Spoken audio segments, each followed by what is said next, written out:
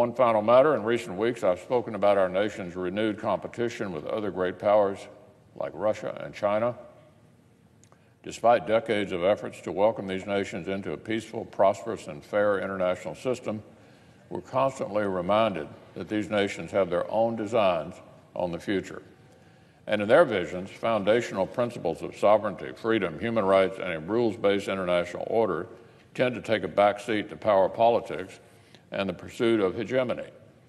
The Chinese Communist Party, for example, is working to extend its control and influence everywhere from Taiwan to Cambodia to Laos to Burma to Hong Kong, as we've seen recently.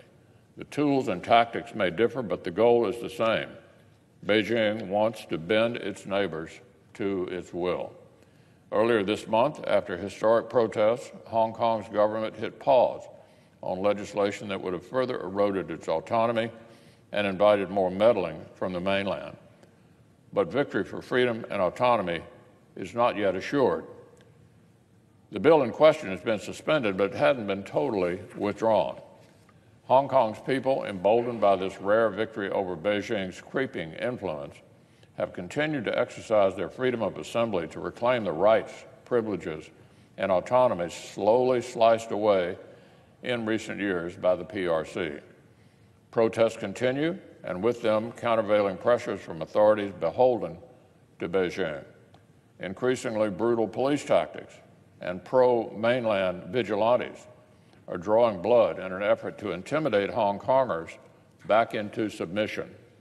So, Madam President, Hong Kong's autonomous government, political freedoms, and stable rule of law have been a crucial precondition of its tremendous growth and prosperity.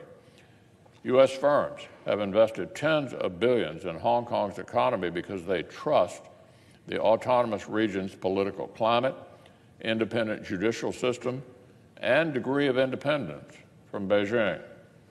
By contrast, international firms are currently pulling back from China due to concerns about corruption, autocracy, intellectual property rights violations, and state-sponsored corporate espionage.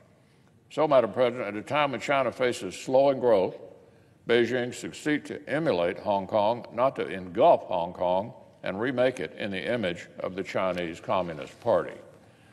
The PRC has long been working hard under the surface to increase its influence and power.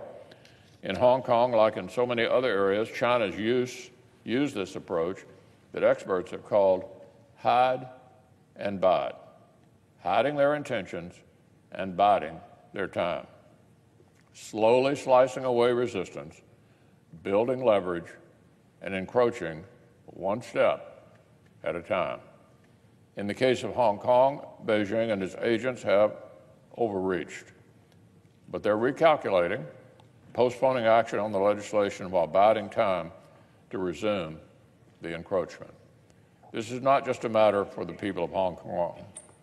The PRC's treatment of Hong Kong, just like its treatment of the Uyghurs or the Tibetans, Beijing claims as citizens, is an indicator of how Chinese rulers will behave abroad. All nations who trade with the PRC should be watching the drama unfolding on the streets of Hong Kong. The world is watching and wondering if a government cannot respect the basic rights of people it claims as its own citizens, why on earth would it be trusted to respect the rights and interests of its neighbors, its trading partners, or the companies that invest in its economy? As we all know, the people of Hong Kong have been carrying the banner for decades. I'm proud to say that here in the United States, we've been marching alongside them the entire way. Back in 1992, I was proud to author the U.S. Hong Kong Policy Act and help codify America's stance on the special status of Hong Kong. And so on the 70th anniversary of the PRC and the 30th anniversary of Tiananmen Square massacre, I'm grateful the administration and the Congress, on a bipartisan basis, is re-examining America's relationship with the PRC. I'm grateful for the bipartisan work my colleagues have done on this important issue, and I'm confident Congress will continue to hold hearings and stay vigilant on the subject of autonomy and democracy in Hong Kong.